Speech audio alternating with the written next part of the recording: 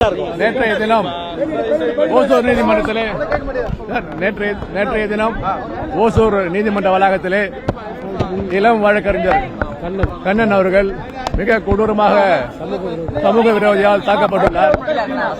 அவர் இந்த அளவில் கூட மிக கவலைக்கிடமான ஒரு சூழ்நிலையிலே மருத்துவமனையில் அனுமதிக்கப்பட்டுள்ளார்.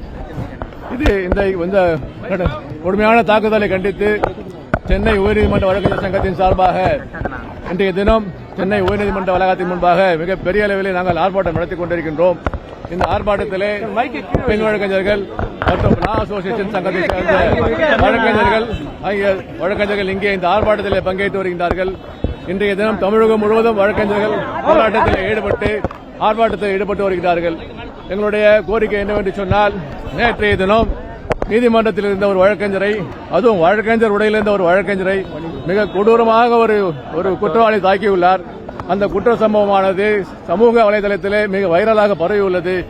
ஒரு பட்ட பகலிலே நீதிமன்ற வளாகத்திலே வழக்கறிஞர் உடை அணிந்த ஒரு வழக்கறிஞரை ஒரு சமூக விரோதி தாக்குகிறார் என்று சொன்னால், அந்த சமூக விரோதிக்கு அதிகபட்ச தண்டனை வாங்கி கொடுக்க வேண்டும். வழக்கறிஞர்களுக்கு பாதுகாப்பு இல்லாத ஒரு சூழ்நிலை இங்கே நிலவி உள்ளது. எங்களுடைய கோரிக்கை, வழக்கறிஞர் பாதுகாப்பு சட்டத்தை உடனடியாக கொண்டு வர வேண்டும். இந்த கோரிக்கையானது மிக நீண்ட நாள் கோரிக்கை. இந்த கோரிக்கையை வலியுறுத்தி ஏற்கனவே பல போராட்டங்களில் நாங்கள் ஈடுபட்டு உள்ளோம். இன்றைய தினம் மீண்டும் இந்த கோரிக்கையை நாங்கள் வைக்கின்றோம். வழக்கறிஞர்களுடைய பாதுகாப்பு சட்டத்தை உடனே கொண்டு வர வேண்டும். அந்த கொண்டு வந்தால் மட்டுமே வழக்கறிஞர்களுக்கு பாதுகாப்பு கிடைக்கும். நேற்றைய தினம் பாதிக்கப்பட்ட வழக்கறிஞருக்கு இழப்பீடு, தமிழக அரசு இழப்பீடு வழங்க வேண்டும் என்பதையும் இந்த நேரத்தில் நாங்கள் கோரிக்கை வைக்கின்றோம். அதேபோல இந்த வழக்கை சாதாரண காவல்துறையிலிருந்து சிபிசிஐடி வழக்காக விசாரணைக்கு மாற்ற வேண்டும்.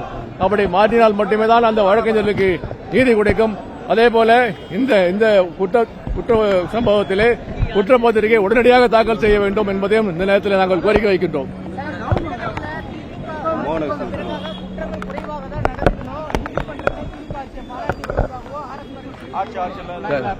இது சம்பந்தமா நாங்கள் சொல்லிடுறோம். நாங்க எங்களுடைய சங்கம் மட்டுமல்ல, இங்க இருக்க வழக்கறிஞர்கள் எல்லாமே அரசியலுக்கு அப்பாற்பட்டு தான் நாங்க இங்க வந்திருக்கோம். எங்களுடைய ஒரே ஒரு இது என்னன்னா, வழக்கறிஞர்கள் அவர் எந்த கட்சியை சார்ந்தவராக இருந்தாலும் சரி, அவர் ஆளுங்கட்சியை சார்ந்தாலும் சரி, எதிர்கட்சியை சார்ந்தாலும் சரி, அந்த வழக்கறிஞருக்கு சரி பாதுகாப்பு இருக்க வேண்டும். அப்படி பாதுகாப்பு இருந்தால் மட்டுமே தான் நீதி நிலைநாட்ட முடியும். சாதாரண ஒரு பொதுமக்களுக்கு எங்களால் வாதாட முடியும் என்பதையும் இந்த நேரத்தில் நாங்கள் தெரிவித்துள்ளோம். ஏற்கனவே நாங்கள் மனு கொடுத்துள்ளோம். இந்த வழக்கறிஞர் பாதுகாப்பு சட்டத்தை நிறைவேற்ற கோரி நாங்கள் வருகின்றோம். எங்களுக்கு ஒரு அப்பாயின்மெண்ட் கொடுங்க சொல்லி லெட்டர் கொடுத்திருக்கோம். அதற்கான வாய்ப்பை நாங்கள் வெயிட் பண்ணிட்டு இருக்கோம். விரைவிலே அப்பாயின்மெண்ட் கிடைக்கும். கோரிக்கை இந்த நேரத்தில் முதலமைச்சருக்கு நாங்கள் கோரிக்கை வைக்கின்றோம். அந்த பாதிக்கப்பட்ட வழக்கறிஞருக்கு உடனடியாக இழப்பீடு வழங்க வேண்டும். என்னென்று சொன்னால், நேற்றைய தினம் ஒரு ஆசிரியை படுகொலை செய்யப்பட்டுள்ளார். அவருக்கு தமிழக அரசு 5 லட்சம் இழப்பீடு தொகை கொடுத்திருக்கு.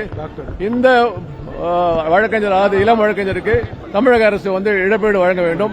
அதே போல மருத்துவ செலவை தமிழக அரசு ஏற்றுக்கொள்ள வேண்டும். சிபிசிஐடி வழக்கை விசாரணைக்கு இது மாற்றணும்.